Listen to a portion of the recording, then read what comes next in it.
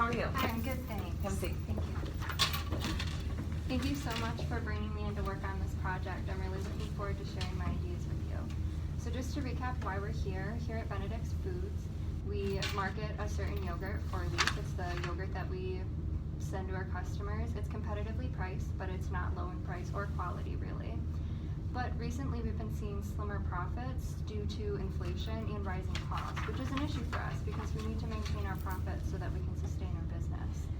There are many factors that affect profits. One thing that we've really seen exemplified in this case is cost. Like I said earlier, we're seeing slimmer margins because our costs are rising. Another thing that happens when you have rising costs is not only that it's more difficult for us to produce our product, but also cost push inflation, which can indirectly impact our profits because it's decreasing the purchasing power of our customers. So when we see that decreased purchasing power, it's going to decrease sales, which is going to translate into less profit for us. Customer buying behavior or any trends in the market really can also impact profit because anything that is going to impact our sales is going to have an impact on profit as well.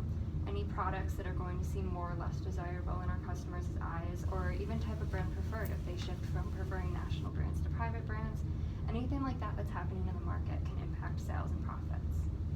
The impact of inflation, the main one that we're seeing here is the decrease in purchasing power, especially if the rate of inflation doesn't keep pace and we have a greater increase in inflation than we do in the increase in wages, then that purchasing power is going to be severely impacted, which is going to reduce sales and cut into profits. So inflation is really a big deal for us. It's going to have a really big impact on our profits.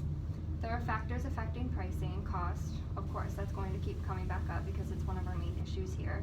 There are also internal and external factors. Internal factors are under our control. We can change them, perhaps not quickly, but it is something that we can control ourselves.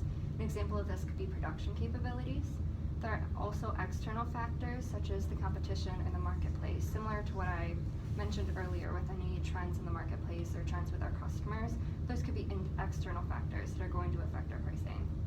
As far as the options that we've identified, I think that the first option, keeping the same packaging but increasing the price, would not be a good choice for us. Of course, it's good because it would increase profits and keep up with the higher costs, but the main issue is that customers don't like price cuts, especially if they're already seeing a lack of income due to inflation, and so I think that it would reduce our sales, so it wouldn't be as effective to help us keep our profits up if we're going to decrease sales anyways. I think that decreasing the size and keeping the same price is also not the best option for us. It's good because at face value we don't have a price increase and customers are going to like that, but they will realize that we're cutting the size back on them and they're going to feel played, so we don't want them to think that we're pulling one over on them, because really we need to keep our loyal customer base and really do what's best for them to keep those customers, to keep sales. Ethics and pricing are very important. There are activities that are clearly illegal or clearly unethical, such as price fixing, where you would have evidence of collusion between companies. But really, there's a lot of gray area, and I think that getting less for the same price falls into that area, because we're offering customers less. They're not getting as much as they could, but we're still taking the same amount of their money.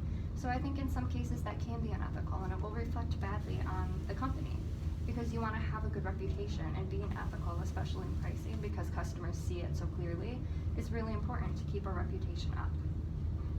I think our best option would be to increase the size that we're packaging in, having more cups in each package, while keeping the same price. It's most fair to customers, which I think will definitely be appreciated and will translate to increased or at least steady sales.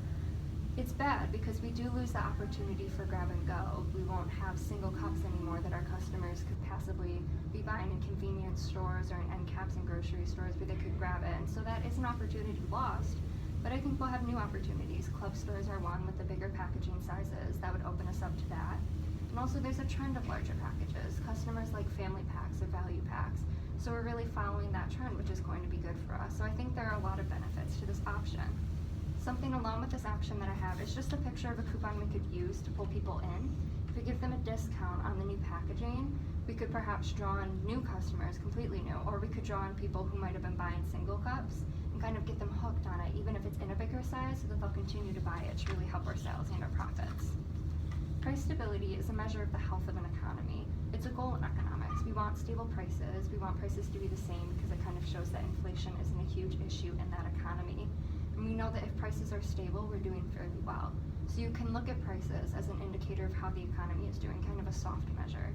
And I think that in this case, where we're keeping the same price, that's exactly what we want, because if we had a lot of companies and a lot of different industries where this was the case with stable prices, we would be able to see that our economy was doing pretty well, and that's what we're ultimately trying to have here. So that's everything I had for you. Do you have any questions for me? I do. What kind of resistance should we expect from our grocery store clients if we decide to package only in 4, 6, or 10 pack cartons? I think there would be some resistance because it's going to be shelving changes for them, of course. Different space will be required. Like I said earlier, they wouldn't be able to place the smaller cups anywhere anymore. So I think we would definitely have to help them out, maybe with slotting allowances to help get our product onto their shelves, just so that we're helping them with the transition.